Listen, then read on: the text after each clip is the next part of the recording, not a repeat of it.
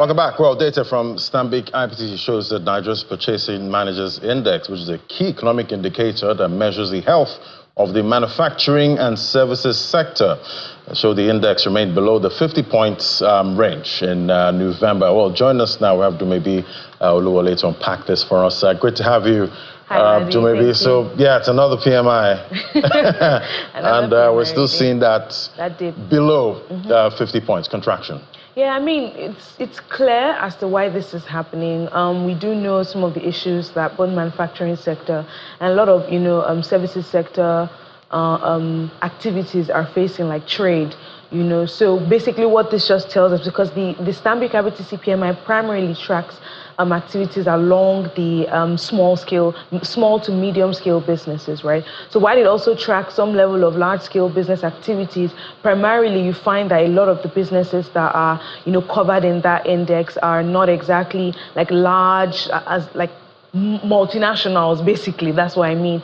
And you find that these businesses right now are facing a lot of issues with like logistics cost, high operating expenses. The exchange rate is doing its number on their operating cost as well. And you find that weak consumer demand is also a very big issue for them, affecting their ability to move their products. And when you break down the index, you see that they're having issues with output, they're having issues with stocking inventory, that's new orders.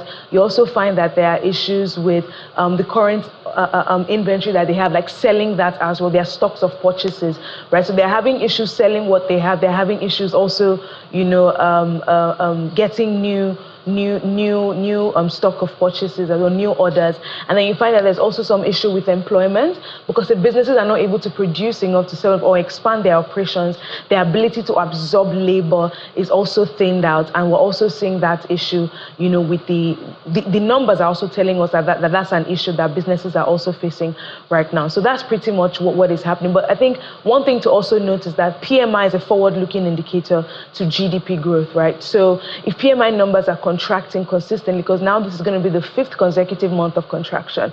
And what this is telling us is that there will be certain shocks to GDP growth from the supply side of the economy.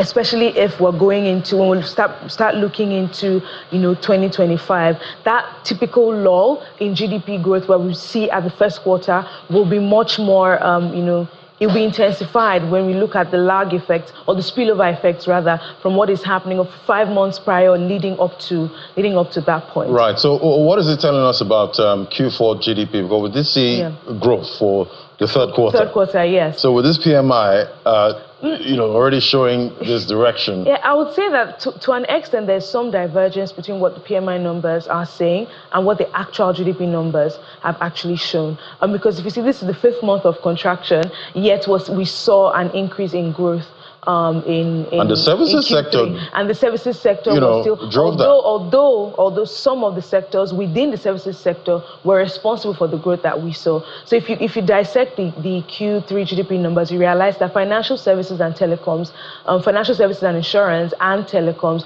actually contributed almost 60% of the growth that we experienced in Q3 2024. And what that tells you is that growth is not broad-based, right? Still somewhat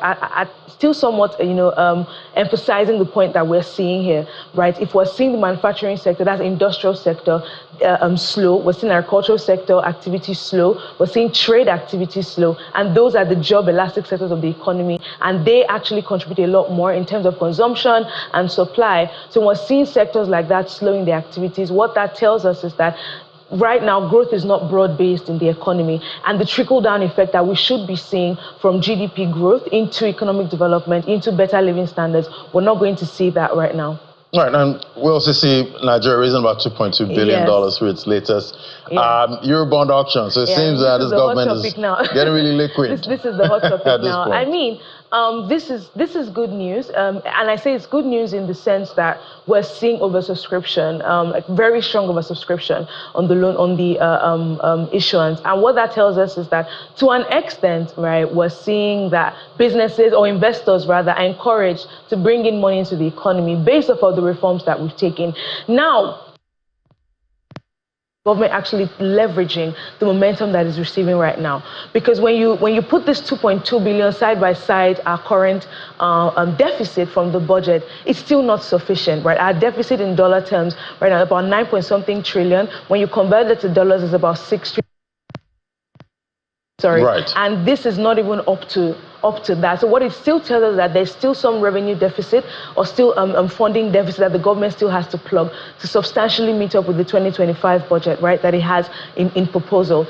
And aside from that, there's also the momentum side of things where this money that we've gotten, there's a huge expectation now from investors that the money is spent appropriately to ensure that what is being spent on, there's a positive multiplier effect on the economy, right? Ensuring that we do not spend this $2.2 billion on recurrent expenditure, but actually spending it on sectors that will be able to, ensure that number one, there's broad-based productivity, and number two, we see an increase in consumption levels. And hopefully not infrastructure that we don't really need. Exactly. So if we're gonna, so here it is.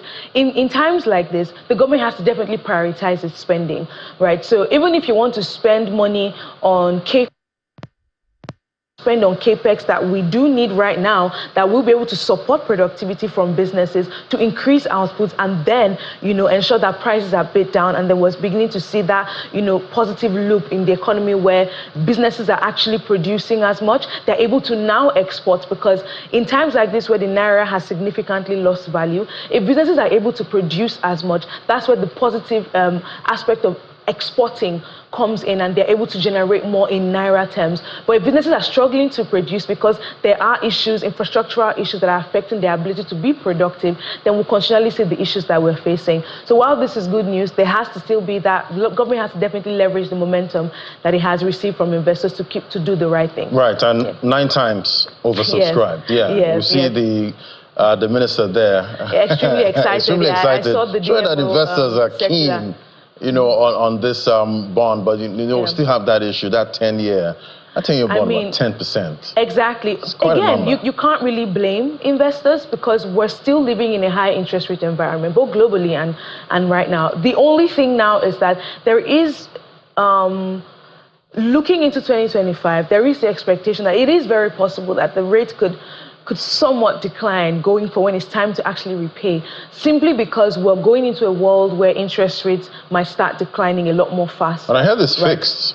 Yes, it is fixed, but again, investors are still going to be able to trade the bonds and stuff. So while the main interest rate is fixed, if we're going into a world where interest rates begin to fall, what it means is that while the coupon rate is fixed, and we're going to actually pay that amount, subsequent debts that debt service burden on Nigeria would not be as much if the global interest rate environment declines. And remember, we're looking at a 10-year time frame. What are we? There's no fixed movement on borrowings. What if the government still decides to borrow, going into 2031 or 2034?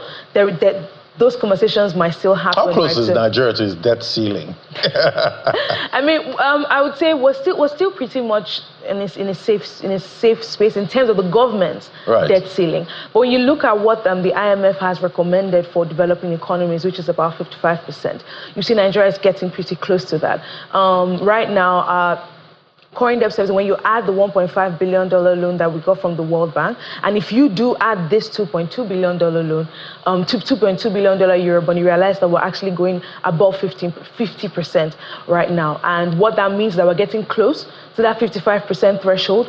And what it means is that while there is this momentum, sovereign credit rating agencies will still be on the lookout for how Nigeria is able to be productive, again, with the revenue that they have gotten, to ensure that our debt is actually sustainable, and we're actually able to repay the debt that we currently have, and as the Eurobond maturities, come up. All right, let's look at the oil market now. From a over 3% drop last week, this start the week, on the front foot. But what is playing out really in that market? We've seen the Hezbollah-Israel ceasefire. Rising. I mean, I would say right now there's a lot of market sentiment around the Trump administration, and also interest rates, and the US Fed not actually reducing interest rates as fast as the markets would have expected. So some of those are actually impacting the oil market. I think one thing to note on the effect of the Trump administration or Trump coming in is that there are expectations that if Trump comes in, the US dollar is going to strengthen, right? And that those market sentiments are already feeding into global commodity prices. And that's one of the reasons why we're seeing, crude oil prices trend higher. And primarily, there's still also sentiments around OPEC's conservatism on actually increasing its supply. So the cartel had actually planned to increase supply going into 2025. They were going to not reverse their supply costs, but at least ensure that their member countries are able to ramp up supply. But considering how prices have been quite volatile, trending lower, but I think it hit about $70 per barrel sometime last week. And then we're also seeing like fears of lower demand and stuff coming up. So the cartel is quite conservative, and that is also priced into the global oil market right now. Right. All right. I guess we'll keep watching and see if we have a positive outing for the oil market this week. That's good for government revenue. Exactly. At the end of exactly. the day. All right. Thank you so much, Dumebi Oluwole. I was giving us all those details there for most of these markets that we track. All righty then. So let's get a check on what's playing out in the equities market. That was for yesterday. We did see the market starting off in the green. Yes, December kicking off there. It's a marginal gain, 0.05%, 97,733. That's for the all-share index. The kickoff for the December trade. Let's look at the trading activity. So it's mostly muted. It just deals in the green, 23.50%, 9,329 deals. More compared to last Friday's trade, but volume and value on the low side. Let's look at the sectoral performance that we see was all green for most of the sectors that we track, just industrial goods unchanged. In banking and insurance, financial services, 0.08 marginal gain for the banking counter, and the insurance with a more convincing 0.22% uptake. Oil and gas, 0.10%, and consumer goods, almost second, leading pack. Top trades, Japan Gold, UBA, Access Score, top trades yesterday. So definitely eyes on these stocks for today. Let's see how investors react to this second trading day of December. But thanks so much for watching. I'm Lade Williams. I hand things over to the Sunrise Daily team.